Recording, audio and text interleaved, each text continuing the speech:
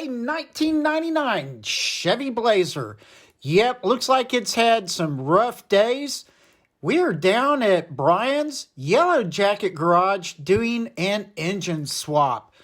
Bryan was a very gracious host as usual, and this is Marcus, the gentleman that owns the car. Super nice guy. Really enjoyed getting to know him. Let me tell you, he worked like crazy on this car. Did a fantastic job. I was proud to be able to lend a hand on this, and I stuck around until the engine was out. So let's take a deeper look into this.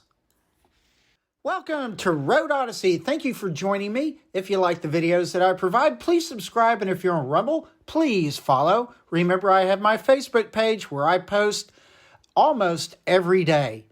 So, see you there. Let's get into this video. The 1999 Chevy Blazer. Let's do a quick walk around of this interesting car.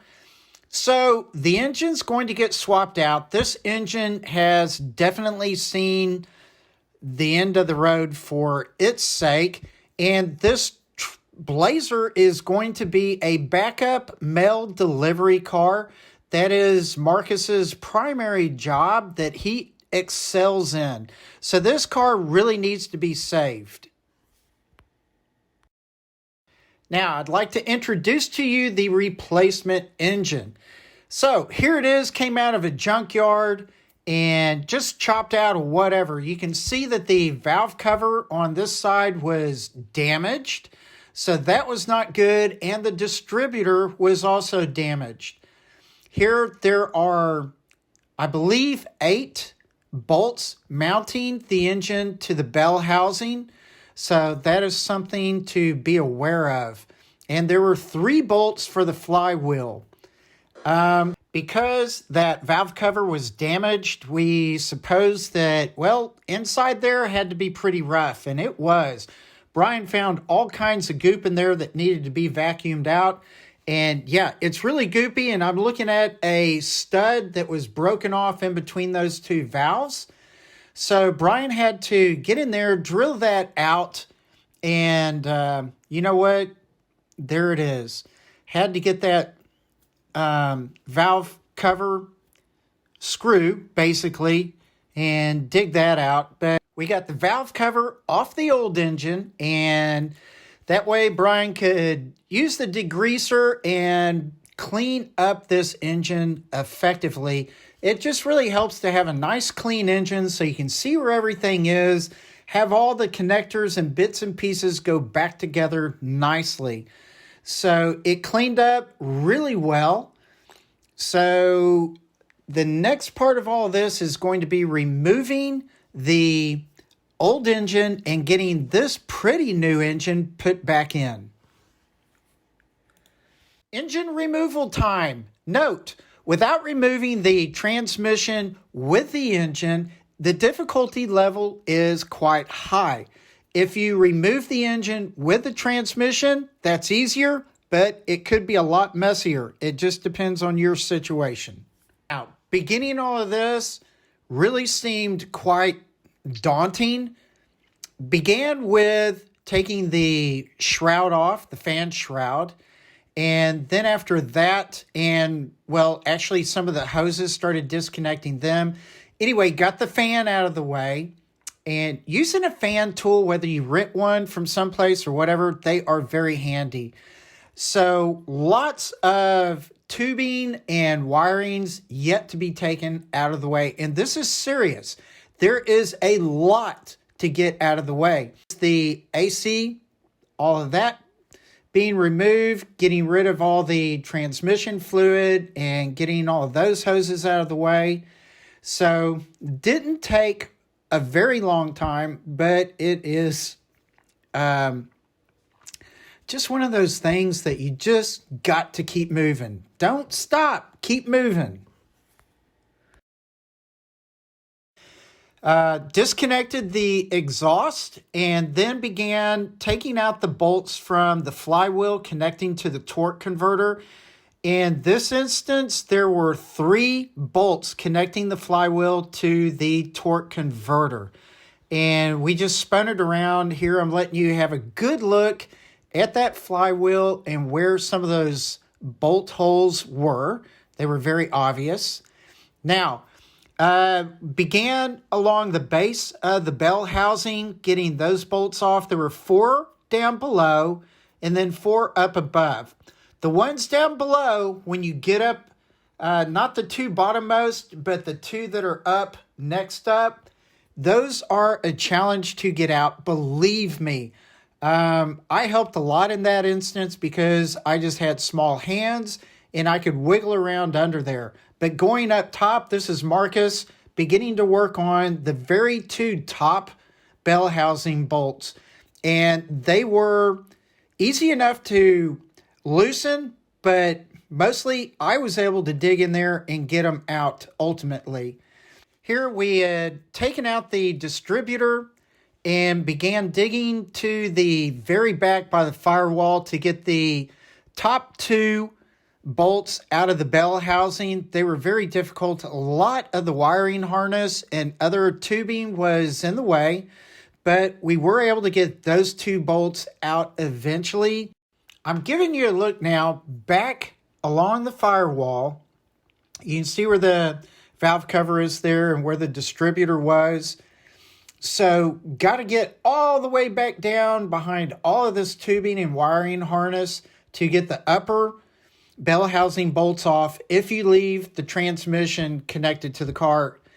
So here's where we took the valve cover off so that we could put it on the replacement engine. And there's that valve cover, the distributor, radiator, starter bracket, and some of that mess. So another point right here, took the condenser out and got all that wiring out of the way right there. Some of those bolts right in that area were a little bit of a pain. And now what we're looking at, we just totally unscrewed the BCM off of that platform on the left and just took it off, got all the wires out of the way, and folded it up out of the way. That is the number one easiest way to get all that wiring completely out of your hair. So just unbolt the BCM off that right-hand side of the car. From this point of view, you're looking at the left. But see how it's wrapped all the way up over to the driver's side. That's how you get the wiring out of your way. But that made it easier for being able to get back and start picking up this engine a little bit. And also, got a photograph here. Here's the accumulator for the AC system. Had to take that out to make room. And that was a bit of a booger bear. Getting it out, there's some of that wiring down there on that same side as the accumulator. But yeah, we hitched up the hoist and began pulling the engine actually forward a little bit. It just made it easier so that we could reach back and get the last 2 bell housing bolts out. Again, it is possibly easier, maybe take the front end of the car off so you open it all up and take the engine out with a transmission.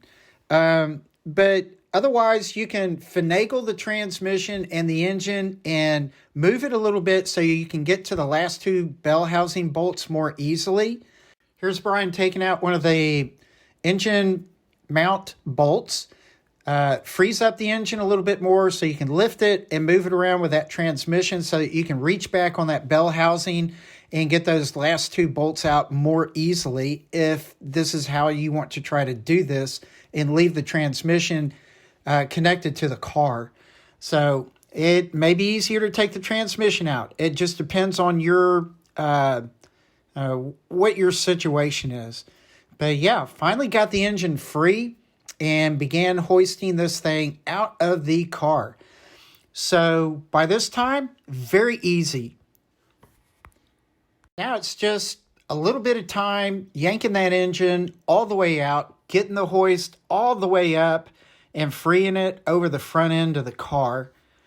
And this was not so much a challenge. It's just, watching, getting all the tubings and whatnot out of the way. Didn't want to damage anything. So just take your time, be really careful, it was really handy having three of us there. If you're by yourself, this would be a monster. You really do need at least two people doing this.